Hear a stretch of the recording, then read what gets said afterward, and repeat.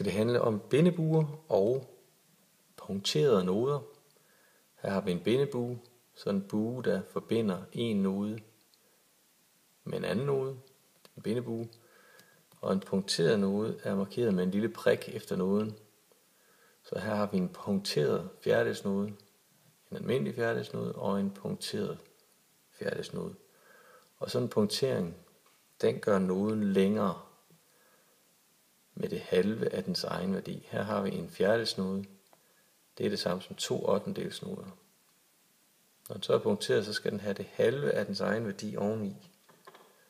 Og det halve af 2/8, det er 1/8. Så bliver noden altså så lang. Og så har vi altså opfundet en ny fjerdedelsnode, som hedder en punkteret fjerdedelsnode, som har 3 prikker i stedet for 2 prikker. 3/8 hver i stedet for 2/8. Hvis man nu skulle have en halvnode, punkteret halvnode, her har vi halvnoden 2 pulsslag, 2 fjerdedele, 2 fjerdedelsnoder. Hvis den så var punkteret, så skulle den have det halve oveni, det vil sige 1 pulsslag oveni. Nu var den så 3 pulsslag i stedet for 2. Og så ser den sådan der ud. Den er blevet forlænget med det halve af dens egen værdi. Det skal vi have nogle eksempler på. Nogle rytmer med punkteringer og bindebuer, det kommer på næste side. På side 54.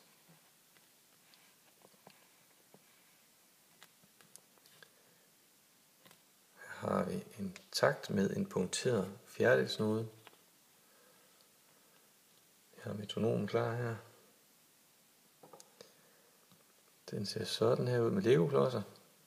Først 2 fjerdedels noder, 2 pulslag, og så kommer den punkterede fjerdedel, som jo altså er lidt længere end pulslaget, nemlig en 1/8 længere. Nu har den 3 prikker, det vil sige, at den går helt hen til 4 overflader. Man kunne notere fuldstændig samme på den her måde, altså bare med 3 almindelige pulslag, og så en 1/8 pause. Det er jo så den, der er røget med heroppe, fordi nodeværdien er længere. Det vil give det samme, og det lyder sådan her.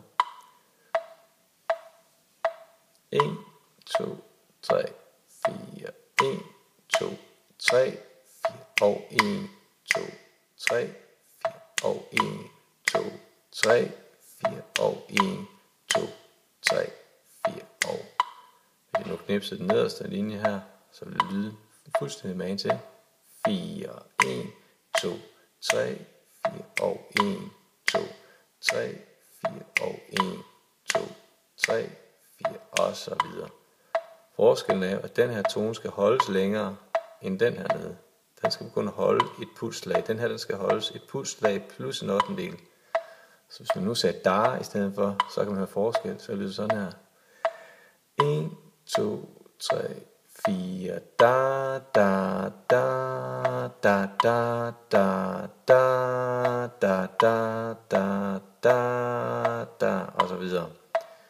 Hvor hvis man ikke har den her punkteret, men bare den her, så har vi en pause på 4 slag. Så lyder det sådan her. 1, 2, 3, 4, da, da, da, da, da, da, da, da, da, da, og så videre. Så det var altså en punkteret fjerdedelsnode. Eksempel med det. Den næste har vi en halvnode, der er bundet over til en punkteret fjerdedelsnode. Så derfor skal den her ikke slås an. De hænger simpelthen sammen, de to. Så vi har kun en markering på et slag her. Og så har vi en markering på 4 år, for de to til sammen gælder helt ind til 4 år. 2 pulsslag og 1,5 pulsslag. Så det vil lyde sådan her. 1, 2, 3, 4, 1, 2, 3, 4, og 1, 2, 3, 4, og 1, 2, 3, 4, og 1, 2, 3, 4, og 1. Og det vil lyde nøjagtigt magen til, hvis man sætter pauser ind i stedet for her, som det er gjort i eksemplet nedenunder. 1, 2, 3, 4,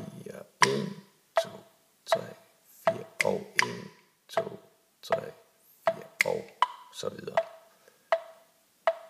Forskellen er jo, at den her tone, den er lang. Det er den her, ikke? Så hvis nu skulle synge det her, så ville det sådan her.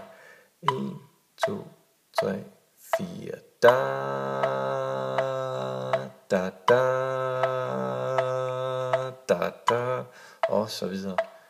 Og den her nede jo bare lyder sådan her. 2, 3, 4. Da, da, da.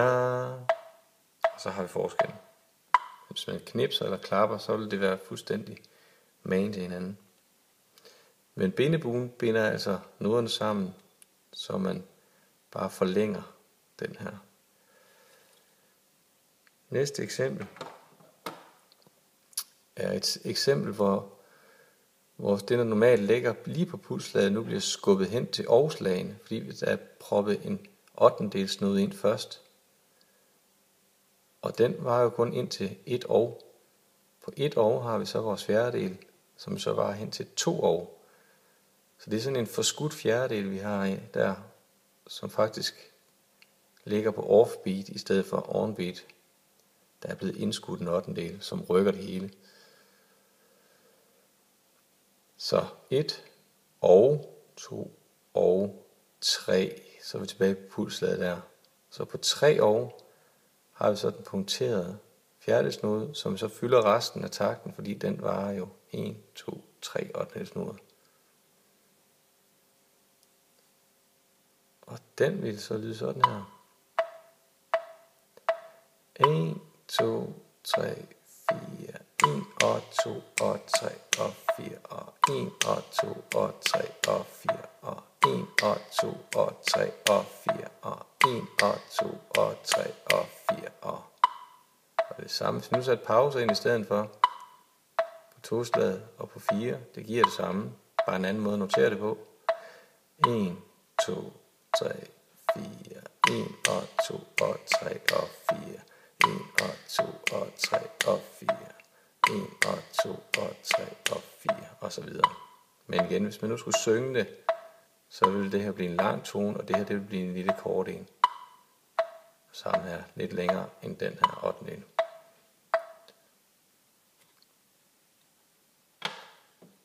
Sidste eksempel. Der har vi et eksempel på 2 8/8, der er bundet sammen. Det begynder at blive lidt svært at se her. Skarp lys her. Flytter lige derned.